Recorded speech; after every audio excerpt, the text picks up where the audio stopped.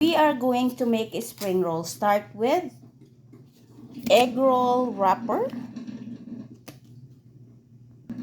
purple cabbage and carrots, green onions, leftover roast chicken shredded, garlic, chopped ginger. Start with warm pan and oil. We are going to saute our garlic and ginger. We are going to saute our roast leftover chicken and shredded. We're gonna saute this until it get warm. Our chicken look like that. Mix our vegetables and then it's time to flip. So we're done cooking of that. We are going to wrap this. This is our lumpia wrapper or spring roll wrapper. We're gonna put some water in the edges. So this is how we roll.